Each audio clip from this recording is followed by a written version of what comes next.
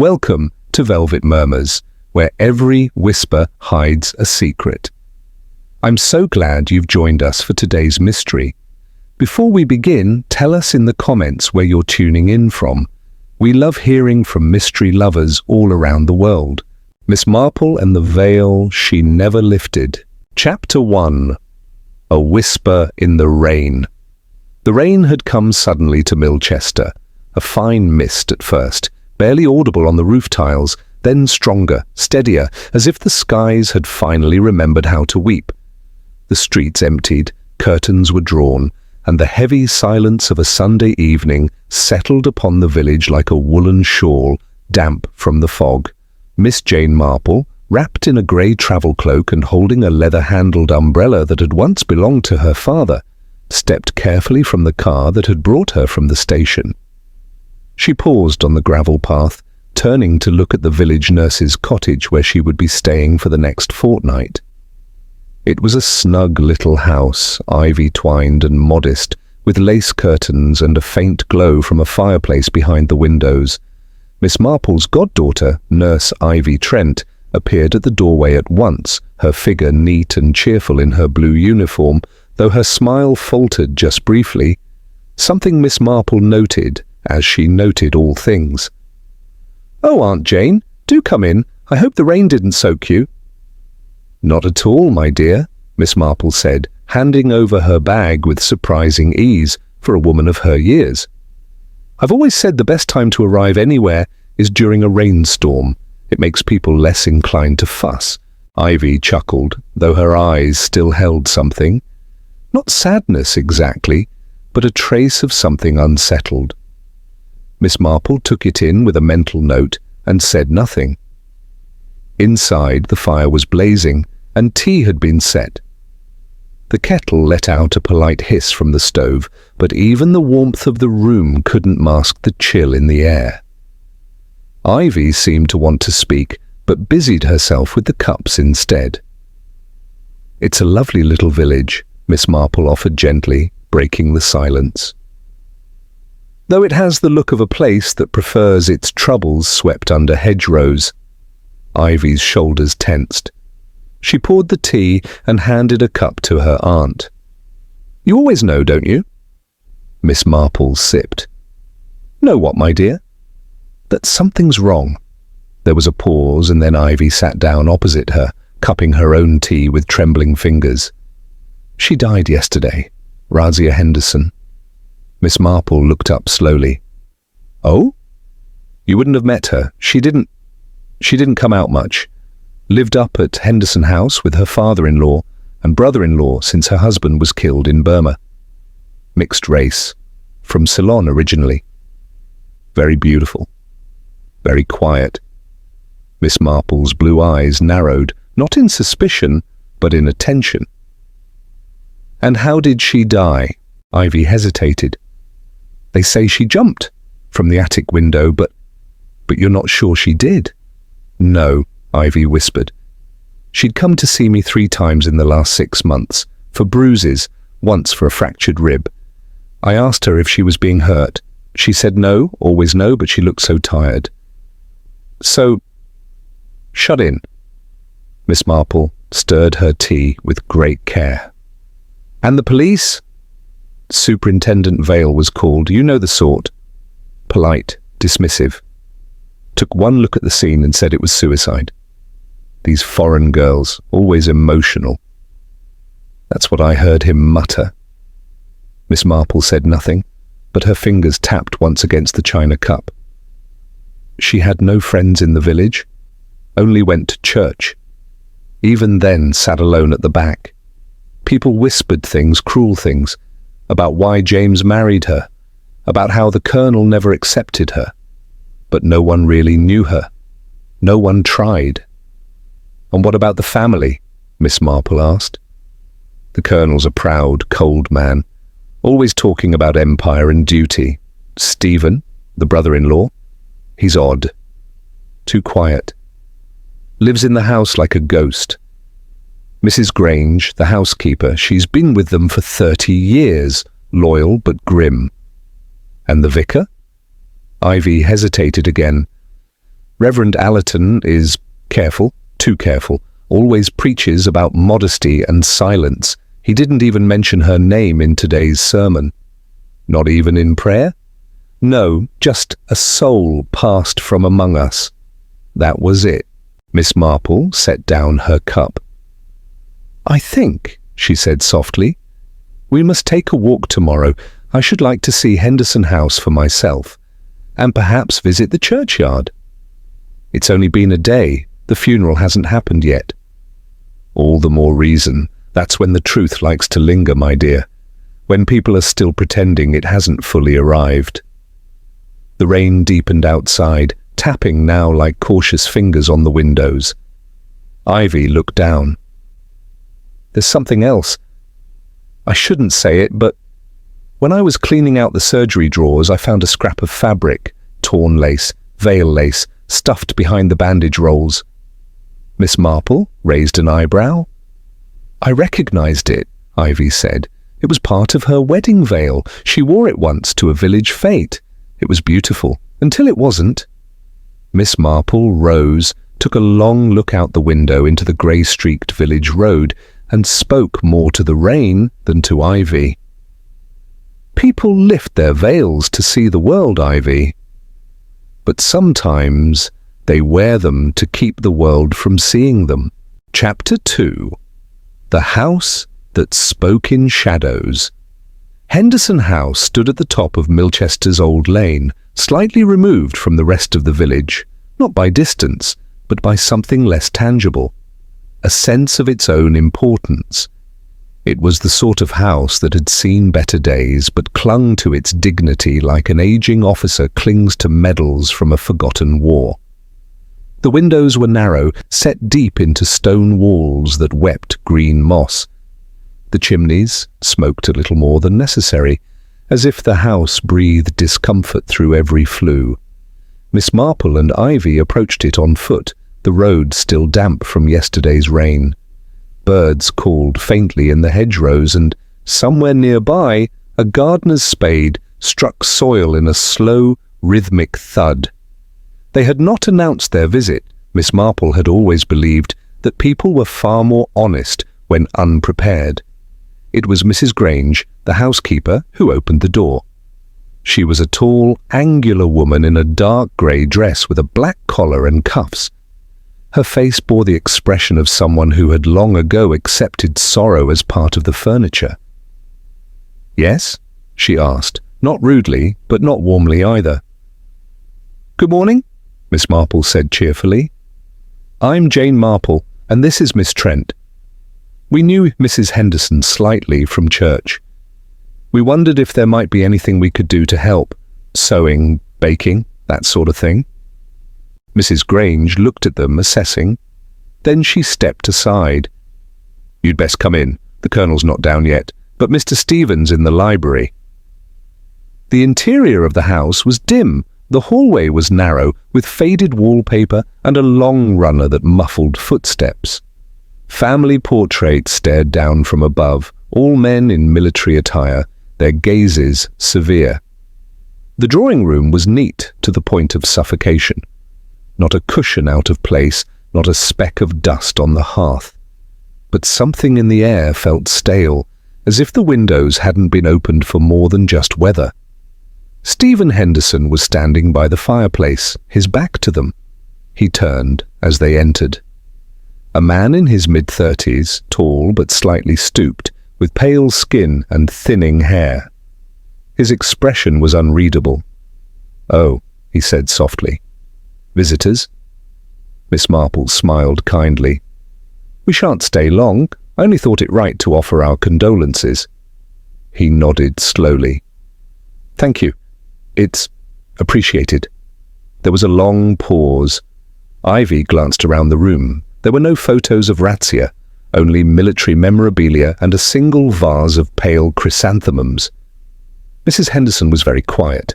Miss Marple offered gently. Stephen's mouth twitched. Yes, she was. Another silence. Mrs. Grange stood nearby, hands folded, eyes fixed on the mantel clock. "She had beautiful posture," Miss Marple continued, "and very lovely hands. I remember noticing them at the harvest service. Long, careful fingers, like someone who played the piano, perhaps? She did, Stephen said almost reluctantly. James bought her a small upright after the wedding, but the Colonel didn't like the noise. Music can be a great comfort in quiet houses, Miss Marple said. No one needed comfort here, Mrs. Grange said flatly. Miss Marple turned. Forgive me, that's not what I meant. The housekeeper's face softened a fraction. She kept to herself, that was all. Some women do, Miss Marple replied. But it can be very lonely, don't you think, to be kept to oneself? Stephen looked down. I believe, Ivy interjected, that Razia was in the attic room. Stephen nodded. She liked it. Said it reminded her of home, the air, the light. It was her choice. That struck Miss Marple as an odd phrase. Her choice. Too defensive, too rehearsed, but she let it pass. Did she have visitors? She asked. Not often, said Mrs. Grange. Only to church. Sometimes the vicar came by. Reverend Allerton, Miss Marple raised an eyebrow. How kind of him. He prayed with her, Stephen murmured. Or so he said. Miss Marple glanced at him, the first sign of edge in his voice, but just as quickly he retreated into silence. I'm afraid I never spoke to her properly, Ivy said softly. Though once at the chemist, she dropped a spool of thread. Pale blue, I remember. She said she used it to mend her veil. Stephen's expression flickered. I didn't know she still had that. Mrs. Grange cleared her throat. She kept it in a box with her wedding things. I believe it's been sent to her family. Miss Marple gave a polite smile. And what of her piano? Stephen looked away. It was removed, months ago. There it was again, something that had been taken, erased. Miss Marple set her cup on the table, noting how not a single object in the room showed any trace of Razia's presence, as though she had never lived there, as though the house had scrubbed her out. She rose gently. Thank you both. You've been very kind. I imagine there's much to do. As they left, she caught sight of a single embroidered cushion tucked behind a high-backed chair. Pale blue stitching, slightly frayed, a bird in flight, its wings just beginning to rise. Outside, the air was heavy with the scent of damp stone and clipped hedges. The gardener had disappeared. The birds had gone silent. Ivy exhaled slowly. Well? Miss Marple shook her head. That, she said softly, is a house that has been rearranged, not for comfort, but to forget. They walked down the lane in silence for a while. Then Ivy said, I didn't like Stephen's voice. Nor did I, Miss Marple replied. But voice alone proves nothing. Do you think it really was suicide? Miss Marple turned her face to the grey sky. My dear, she said gently, there are suicides of the body, and then there are suicides of memory. And in that house, someone is trying very hard to kill the latter. Chapter 3. The Reverend and the Rosewood Pew. The rain returned that evening, tapping gently at the windows of Nurse Ivy Trent's cottage like a visitor with second thoughts. In the fireplace, the flames danced more eagerly than the conversation. Ivy sat on a footstool, darning a pair of stockings, while Miss Marple stared into the hearth, her thoughts glowing as brightly as the coals. It's not just what was said, Ivy murmured, but what wasn't. Did you notice how Mrs. Grange looked at Stephen every time he spoke? I did, Miss Marple replied. A woman like that does not approve of many things, but she tolerates them in silence, the kind of silence that's been trained. She was loyal to the Colonel, Ivy said. She still is. Loyalty, Miss Marple murmured, can be the cruelest of virtues if given to the wrong person. She set her cup down and rose from the armchair. I think we must visit the church tomorrow. Ivy looked up. To speak with Reverend Allerton? To watch him? Miss Marple replied, and to see how he speaks when no one is prompting him. The next morning was crisp and cold. The church of St. Dunstan's stood quiet at the edge of the village, its crooked spire leaning slightly as if listening to the village it served. The graveyard yawned out behind it, rows of stones lost beneath moss and time. Beyond the lich gate, a hedge of faded rose bushes ran low, untended. The interior of the church was stone cold. It smelled of dust, old hymnals and candle wax. Morning light filtered in through the stained glass windows, casting jewel-toned patterns across the stone floor. Miss Marple and Ivy entered just as the Reverend stepped down from the pulpit, a thin ledger tucked beneath his arm. He was a man in his 50s, with an elegant but austere face and hair thinning at the temples. His robes were simple but pressed to perfection. When he saw them, he smiled politely, a tight, courteous smile that never quite reached his eyes. "Miss Trent and Miss Marple," Jane said, offering her gloved hand, "visiting from St. Mary Mead." "Ah, St. Mary Mead," he said, shaking it briefly. "A pious village, I believe. Welcome to Millchester." Ivy introduced her godmother, and the Reverend guided them to the side pews. Miss Marple's eyes scanned the interior. Everything was in order. Too much so. Not a cushion out of place, not a single cracked hymn book. Even the offering bowl had been polished to a shine. "I understand," Reverend Allerton said with practiced solemnity, "that you came to know the late Mrs. Henderson." "I only encountered her once or twice," Miss Marple replied, "but I was struck by her quietness, a quietness that felt unnatural." The Reverend's smile did not falter. "She was reserved, yes, but reverent, a good soul." "And yet," Miss Marple said delicately, "her name was not spoken in your service." His mouth stiffened. "That was an oversight." "I don't think it was," Miss Marple replied gently. "But I understand. Sometimes, when death comes with shame, even clergymen hesitate to say the name." "I assure you, madam," he said with quiet authority, "no shame is assigned here. Only grief." Miss Marple inclined her head. "I would have liked to know more about her spiritual life," she said. "She came to confession now and then," he replied. "Sat in the back, rarely spoke. But when she did, it was always about forgiveness." "Forgiveness is a powerful thing," Miss Marple said softly. "But it mustn't be used to silence what cries out for justice." There was a moment of tension, soft but unmistakable. The Reverend rose. "Ladies, I have parish business to attend to, but I would be happy to lend you one of our older registers if you wish to see past service records. Mrs. Grange was recently looking for something similar." Miss Marple's eyes flickered. How thoughtful.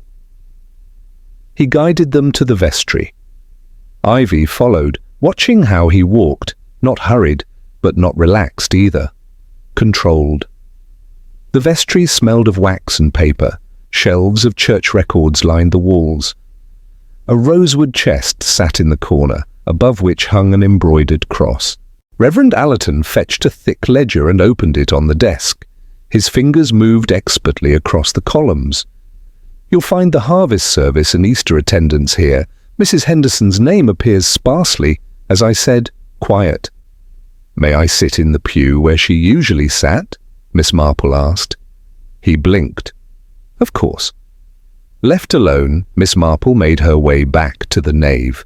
Ivy followed but kept her distance, allowing her godmother space. Miss Marple walked slowly down the aisle, her shoes making faint taps against the stone. She paused at the last row on the left. A small velvet cushion lay on the seat, worn, slightly faded, with delicate threadwork on the edge. A single word embroidered in white: Grace. She sat. The view from here was different. The pulpit seemed distant. Voices would echo here, detached. The cold from the stone beneath the pews rose through the wood. A draught whispered along the floor. It would have been lonely, especially during long sermons about obedience and purity. Miss Marple reached down and gently ran her hand beneath the pew. Her fingers brushed something stuck to the underside. A scrap of folded paper wedged tightly into the wood. She did not remove it, not yet. She simply looked forward, at the altar, the cross, the vicar's careful arrangements, and closed her eyes. She could almost imagine Razia sitting there, back straight, hands folded, not praying, just enduring. A voice disturbed the stillness. Ivy had returned. "Ready?" "Yes," Miss Marple said quietly, rising. As they left the church, Ivy asked, "Did you notice something?" "I noticed many things," Miss Marple replied. "But most of all, I noticed that this church is spotless." "Is that bad?" "It depends, but spotless things often require more scrubbing than we think." Outside, the wind had picked up. The old trees bent slightly as if bowing to something no longer present. Miss Marple looked out over the gravestones where Razia's name would soon be carved, but for now there was no marker, just grass and silence. Chapter 4. The Music Box and the Missing Photograph. The afternoon sun broke gently through the grey cloud cover, painting the village of Millchester in shades of bone gold and fading green. The air still smelled of yesterday's rain, but the puddles had begun to dry, leaving the cobbled roads spotted like bruised fruit. Miss Marple sat in the corner of Ivy's sitting room, darning a soft grey glove that had lost its button. Ivy sat across from her, sorting through patient notes from the week before.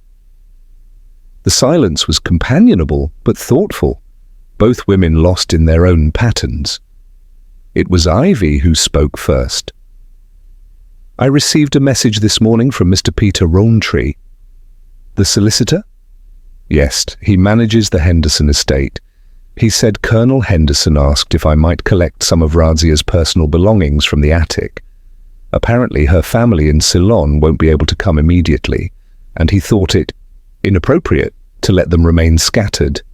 Miss Marple looked up from her stitching. "Did he now?" Ivy hesitated. "I wasn't certain if I should go." "Then let me come with you," Miss Marple said calmly. "An extra pair of hands is never amiss, and besides, you shouldn't have to climb attic stairs alone in that house." They made their way to Henderson House after tea. This time, the door was opened not by Mrs. Grange, but by Stephen. He seemed surprised to see them, but said nothing as Ivy explained the purpose of their visit. He led them up without a word, taking the narrow stairs that twisted behind the main staircase, the servants' passage. The wood creaked with age. Dust clung to the walls like old secrets. At the top, the attic door was ajar. It opened into a long, low-ceilinged room with slanted beams and a single dormer window that looked out over the far fields. Light pooled on the wooden floor in one pale patch. The room was sparse: a bed, a dressing table, a small wardrobe, a single worn rug. The walls were bare, save for a few thumbtack holes where something, photos perhaps, had once been pinned and removed. Miss Marple moved gently, her fingers tracing the edge of the dressing table. It was clean, but not polished. A hairbrush lay untouched, a hand mirror face down. A small wooden box sat in the center of the surface, pale, carved with a faded floral design. "May I?" she asked Ivy. "Of course." She opened the box. Inside was a music mechanism, its tiny comb still intact. Beneath it, a few items: a handkerchief with faint embroidery, a thimble, a scrap of blue thread, and a folded page from a foreign newspaper. The text unfamiliar, but the headline bold. There was also a small envelope, yellowed with time, sealed. Miss Marple did not open it. She simply closed the lid of the music box and held it gently in her lap. Ivy had opened the wardrobe. Inside hung just a few garments: simple dresses in muted colours, one shawl of ivory lace. At the very back, a garment bag hung heavy with dust. Ivy drew it out and unzipped it. Inside was the wedding dress. It was simple but elegant. Cream silk, slightly yellowed at the hem. The veil was there too, but torn, its edges frayed, a jagged rip running diagonally through the netting. Ivy said nothing. She placed it back carefully. Stephen stood in the doorway watching. "She kept very little," he said suddenly. Miss Marple glanced at him. "She may have been asked to keep very little." His face darkened, but he said nothing. "There was a photo here," he said a moment later, pointing to the wall beside the bed. "A framed one, of her and James. It's missing." Miss Marple tilted her head. "How odd. Was it removed after her death?" "I wouldn't know."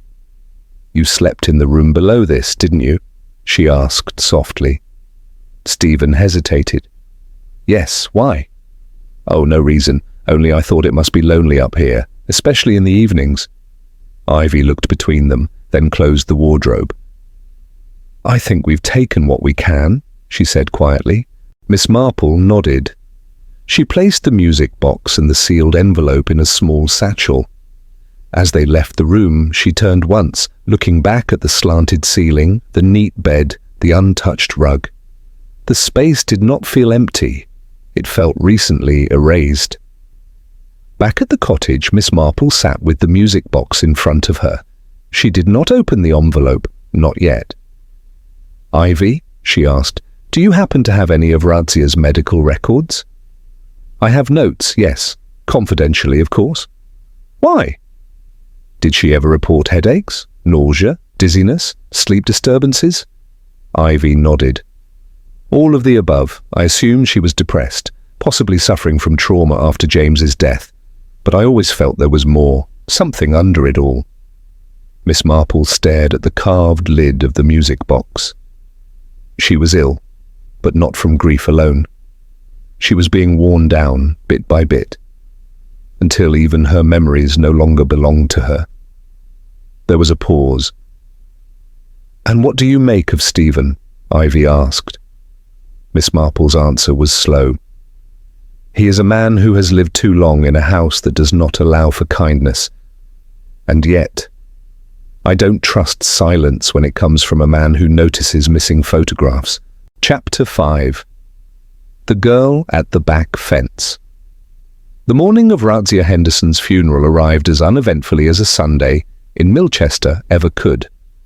The sky had turned a soft pearl grey, and the air carried the scent of turned earth and fading leaves. No bells rang. No formal announcement had been posted. The villagers noticed, of course they did, but none dared question why. The Henderson name still held sway, even if sympathy did not. Miss Marple sat by the front window of Ivy's cottage, her knitting in her lap, but her eyes fixed far beyond the garden wall. She watched the occasional passerby, the grocer's boy on his bicycle, old Mrs. Linton collecting milk, a child tugging at her mother's hand. Life moved forward, gently bypassing the memory of a woman who had once sat silently among them. Ivy returned from her morning rounds just after 11, her expression thoughtful. "They buried her before noon," she said, slipping off her coat. "Just a plain wooden coffin, no flowers, no guests except the Colonel, Stephen, and the vicar." "No village women?" Miss Marple asked. "None, not even Mrs. Grange. I think she was told not to come." Miss Marple pursed her lips. Erased in death as she was in life. Ivy sat beside her, sighing. "I hate how easily that happens. One woman vanishes from the face of the village and no one has to explain." "There's always an explanation," Miss Marple said softly. "It simply waits for the right eyes to find it." They sat in silence for a moment longer until Ivy said, "There is someone else. I should have mentioned her earlier. A girl who lives behind the Henderson property just beyond the back fence. Her name's Clara Bell, about 19. Quiet, odd, but observant. She knew Razia? They weren't friends, not exactly, but I've seen them talk over the fence. Razia used to hang out her washing there, and Clara would always appear in the garden. She watches everything. People say she's slow, but I don't think so, just different. Miss Marple smiled faintly. People often call a person slow when they don't conform, and the unassuming ones always see the most. That afternoon, they took the long way around the village, up the winding footpath past the overgrown orchard, toward the modest cottage that backed onto the Henderson estate. Clara Bell's house was smaller than Ivy's, tucked behind a thicket of rose hedges now gone wild. A crooked garden gate creaked as Ivy opened it. Clara herself was in the garden, sitting cross-legged on a low stone bench with a sketchbook in her lap.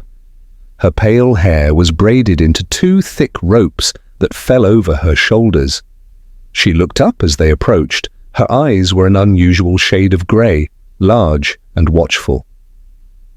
"Hello, Clara," Ivy said kindly. "You remember me?" Clara nodded slowly.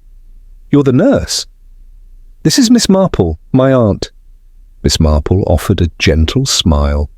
"A pleasure." Clara blinked. "You're the one asking about Razia?" Ivy looked startled. "How did you know that?" Clara shrugged. "People talk. Windows are open when they think they're closed." Miss Marple sat beside her on the bench. "You were friends?" "No," Clara said firmly. "She was kind. That's different from being friends." Miss Marple liked the answer. It had the ring of honesty. "What do you remember about her?" "She hummed when she hung her washing. She wore soft shoes that didn't crunch the gravel. She smelled like oranges and chalk. She used to talk to the sparrows on the fence." "That's quite a memory," Ivy said softly. "She gave me biscuits sometimes," Clara added. "Told me not to eat them all at once." Miss Marple tilted her head. "Did she ever seem sad to you?" Clara's pencil paused over the page. "She was never not sad," Clara said. "But she didn't want anyone to know. She smiled with only her lips." "Did anyone else speak to her while she was out?" Clara hesitated.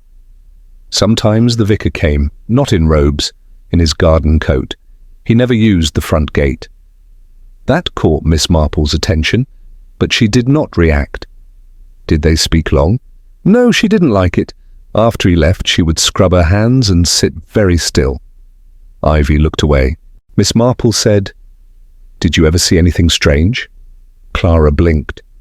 "Only once." She turned the sketchbook around and showed them a pencil drawing.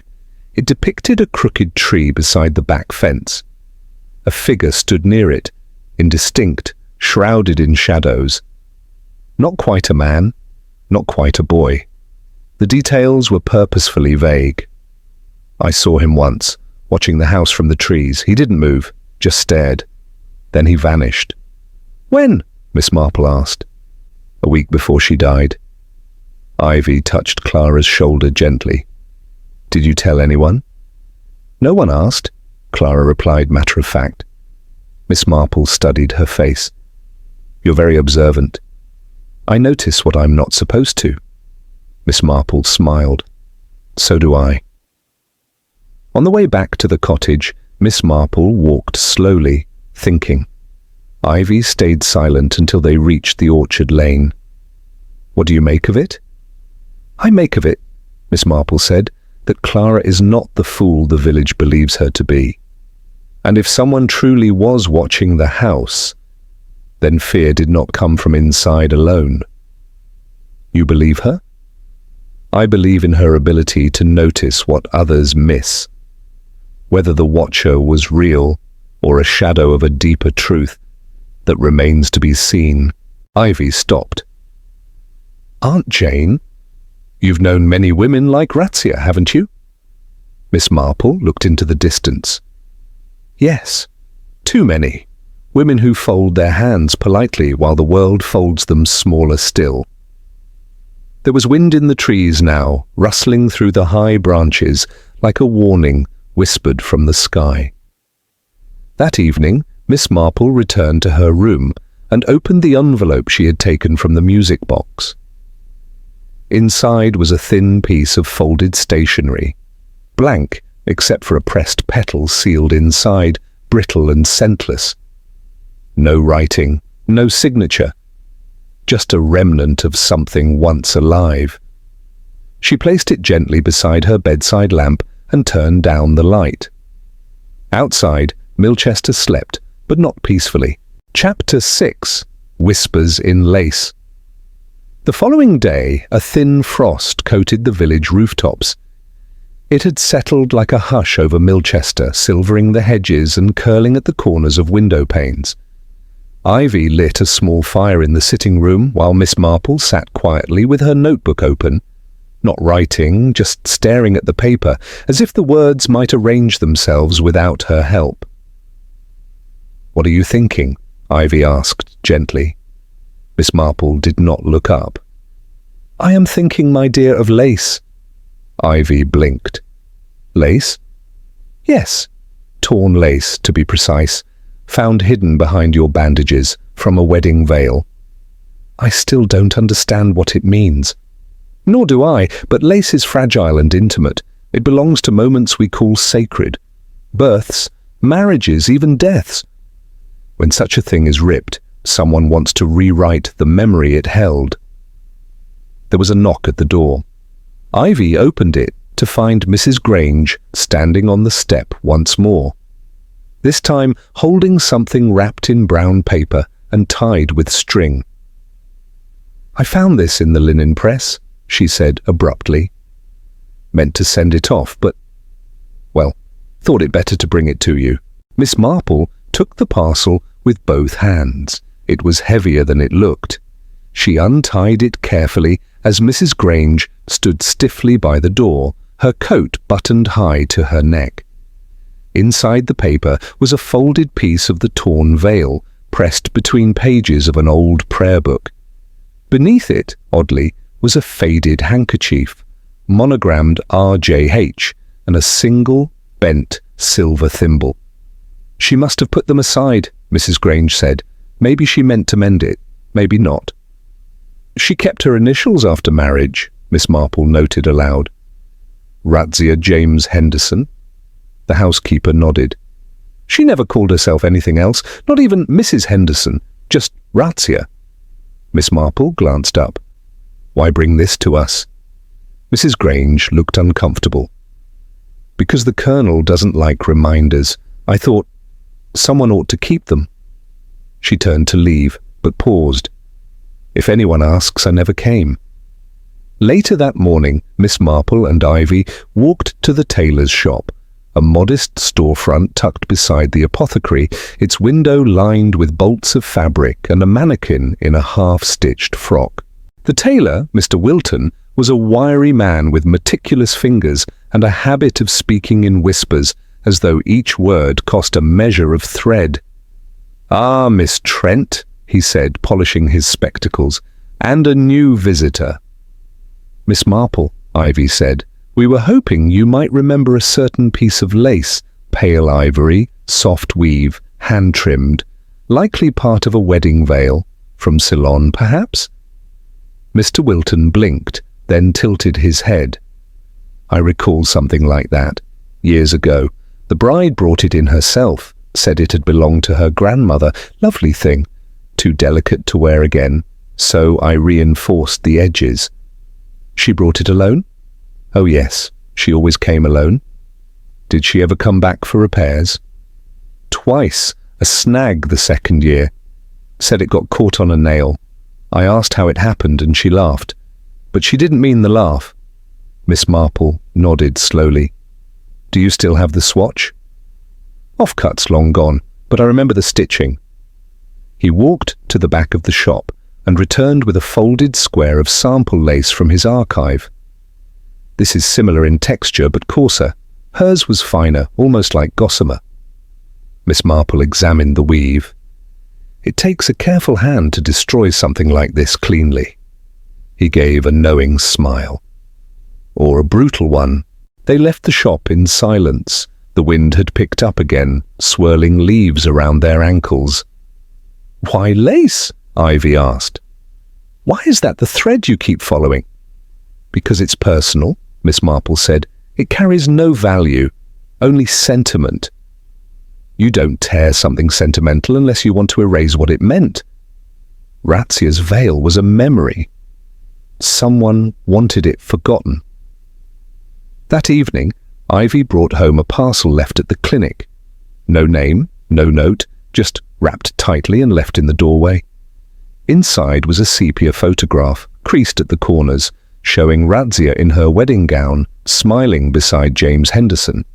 Miss Marple held it up to the firelight. "It's been folded, twice, recently." Ivy studied the image. "They look happy." "They do," Miss Marple said softly. "And someone did not want this image to remain. Someone folded her face. See? The crease runs right through her smile." On the back of the photograph, a word had been penciled in faint script.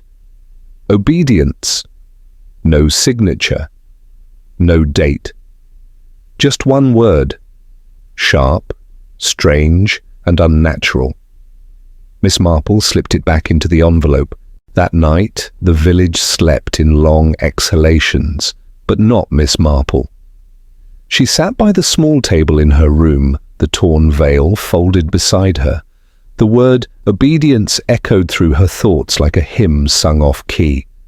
Outside, a dog barked once and went silent. Miss Marple reached for the music box once more and wound the mechanism gently. The tune, soft, hesitant, began to play. As the notes tinkled out into the stillness, Miss Marple stared at the pressed flower that had fallen from the envelope the night before. A camellia, pale white, crushed flat, but preserved with care. In the language of flowers, the camellia once meant, "My destiny is in your hands." She watched the petals curl slightly in the fire's warmth and whispered, "No more." Chapter 7. The Man Who Didn't Look Up. The village of Millchester seemed unusually quiet the next morning, as though it too had begun to feel the weight of unspoken things. Even the bells of St. Dunstan's remained still, the usual half-hour chime forgotten or perhaps silenced. Miss Marple stood at the front window of Ivy's cottage, her teacup untouched. Across the road, the vicar's bicycle rested against the churchyard wall, a habit he rarely broke. But Reverend Allerton was nowhere in sight. "He's in the vestry," Ivy murmured, appearing beside her. "I passed the sexton, said the Reverend's been inside since dawn, locked the door." Miss Marple nodded faintly. "Guilt is a strange timekeeper. It doesn't strike like a bell. It ticks, quietly, relentlessly." Ivy looked at her. "Do you still think he had something to do with her?" "I think," Miss Marple replied softly, "that Reverend Allerton is a man who believes it is his divine duty to control what cannot be forgiven." Later that day, they walked past Henderson House again, not to visit, merely to observe. The iron gate had been left slightly ajar. Ivy glanced at it uneasily. "I've never seen it open." "Nor have I," Miss Marple said. "It suggests a shift in routine or carelessness." They continued on, turning behind the house along the narrow, bramble-lined path that led to the gardener's quarters and Clara Bell's small fence. The sky was pale, nearly white. The air held the faintest scent of wet ash, as if something had been burned that shouldn't have been. They found Stephen Henderson in the side garden, kneeling by the old rosemary bush. His hands were muddied, and his sleeves rolled up to the elbows. A pair of hedge shears lay beside him, open and sharp. He didn't look up when they greeted him. "Busy afternoon?" Miss Marple asked gently. "Routine," Stephen replied, eyes on the soil. "Old gardens need discipline." Miss Marple studied him. "I was fond of rosemary once, until I learned its meaning." Stephen didn't answer. For remembrance, she said, and sometimes regret. At last he glanced up, slowly. His face looked hollowed not by grief but by something more complex. Something tangled in the mind, not the heart. "You're wasting your time, Miss Marple," he said quietly. "There's nothing to dig up here that hasn't already died." "I'm not here to dig," she replied, "only to see what's been planted." Stephen stood. His trousers were damp at the knees, his shirt flecked with soil. The image of a man trying to stay rooted or bury something deeper. "She wasn't meant to live here," he said suddenly. "Not really. The house rejected her. Like a body rejects a foreign thing, it never took to her. Nor did he. He, the Colonel." "I see," Miss Marple said. "And you?" He looked at her, really looked at her for the first time. And there, in the gaze, was a flicker of something painful, not rage, not sorrow, but shame. "I stayed quiet," he said simply. Miss Marple nodded. "Many do." "I tried to help her once," he added, softer. "But help looks like interference in that house. It poisons everything." "She was ill," Ivy said, "and frightened." "I know," Stephen said, "but I never had the courage. Only excuses." He turned away. That evening, Miss Marple took out the wedding photograph again, the one delivered anonymously, with Razia's smile creased and folded. She laid it flat on the table and smoothed it gently. Ivy leaned closer. "You said something yesterday about someone folding her smile. Why?" "Because the picture showed a version of her someone didn't want to exist. Joyful, beloved, alive. Folding it was symbolic, an act of rejection. Then why not burn it? Because destruction is final. Folding is something else. It says, 'I will not destroy you, but I will refuse to see you.'" Ivy sat back, disturbed. "Tell me, Ivy, did Razia ever speak of her father-in-law directly, the Colonel?" "Only once. She said he prayed before every meal, but never looked her in the eye." Miss Marple's face grew still. "And yet it was he who offered her shelter after James's death." "Not shelter," Ivy said bitterly. "Obligation." They sat in silence for a moment. "I wonder," Miss Marple said softly, "if Razia kept her veil to remind herself of who she once was. And then I wonder, when she began to believe she wasn't that woman anymore." The next day, Ivy was called to the vicarage. Reverend Allerton had fallen ill. A sudden fever, chest pains, sweating. Nothing fatal, but enough to keep him bedbound. Miss Marple went with her. The vicar lay in the front room, propped up with pillows, thin and paler than usual. He still wore his clerical collar, though it was slightly loosened. "Miss Marple," he said weakly, "come to see the sick." "To see the burdened," she replied, setting down her handbag. "Illness is often the body's way of confessing when the soul is too afraid." He managed to smile, but it didn't last. "I had a dream last night," he said. She was in the pew, as always, but this time she was turned toward me. Her veil was gone, her face was whole. Miss Marple said nothing, only watched. "I tried to speak," he continued, "but I had no voice. She just stared." "Perhaps," Miss Marple said gently, "she was waiting for you to hear what she had said long ago." He closed his eyes. "I only wanted to keep things peaceful. Some women are too fragile for the truth." Miss Marple stood. "No woman is too fragile for truth. Only men are too afraid of what it reveals." Outside the vicarage, Ivy paused. "What did that mean?" "It meant," Miss Marple said, "that he heard her, but chose not to listen." They walked in silence past the churchyard gate, where the earth above Razia's grave had settled into a muted mound. No flowers, no stone. Only the impression that someone once lay there and no longer matters. Chapter 8. The Veil She Never Lifted. The parlour at Ivy Trent's cottage was warmer than usual. The fire had been stoked to a steady glow, tea had been poured, and the scent of rosemary drifted faintly from the small vase on the table. But the warmth in the room was not comforting. It was deliberate. Colonel Percival Henderson sat stiffly in the corner armchair, his walking stick planted beside him like a weapon. Stephen sat near the hearth, his gaze low, hands clasped. Reverend Allerton was present too, wrapped in a coat, claiming fatigue, though Miss Marple suspected it was simply the weight of proximity to the truth. Mrs. Grange stood near the doorway, not invited but not asked to leave. Ivy sat beside Miss Marple, her face unreadable. No one spoke. Miss Marple rose gently, the notebook in her lap now closed. "I've asked you all here," she began, "because for weeks now we have mourned the death of Razia Henderson, though I fear only a few of us truly mourned her life." Colonel Henderson shifted. "Is this necessary, Miss Marple?" "Not for your comfort," she replied softly, "but for her dignity." She turned first to Reverend Allerton.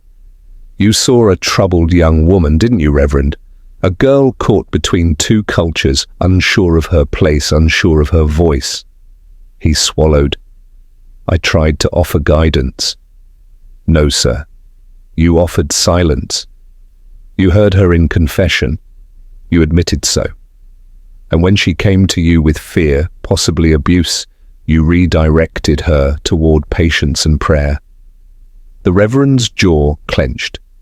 There was no proof. "There never is, for people who refuse to look." She turned next to Stephen. "You said something once, that the house rejected her, that you tried to help." Stephen's voice was thin. "I brought her books, You also brought her guilt," Miss Marple said gently. "You saw what was happening, and you stayed quiet." He looked away. "I was afraid." "I believe you," Miss Marple said, "but I do not excuse you." Then she turned to the Colonel. "You, sir, never once addressed her by name. You called her the girl. Never daughter-in-law. Never Razia.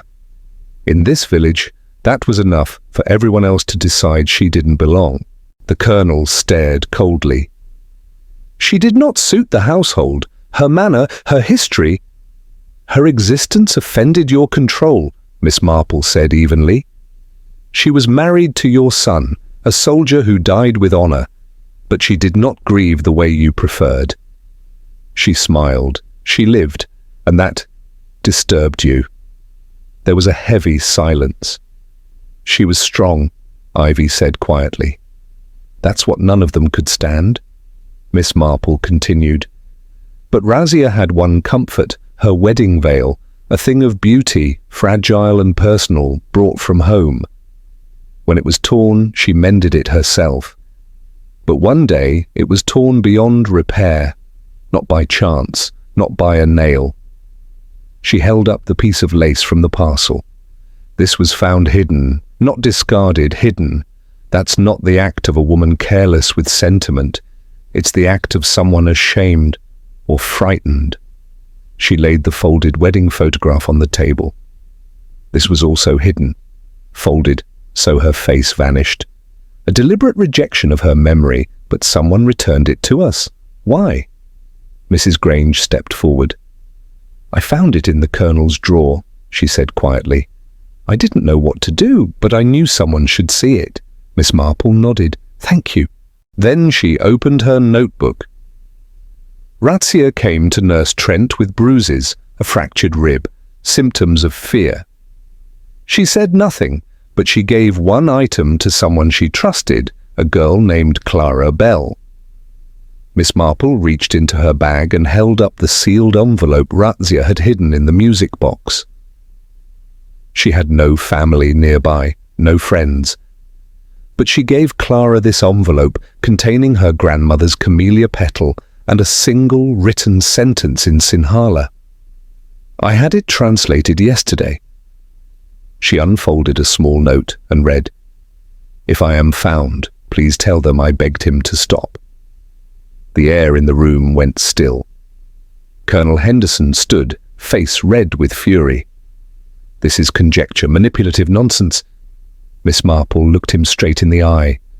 "No, Colonel, you were never a violent man in the traditional sense, but your silence was, your house, your rules, your prayers. You gave the Reverend instruction to keep her quiet.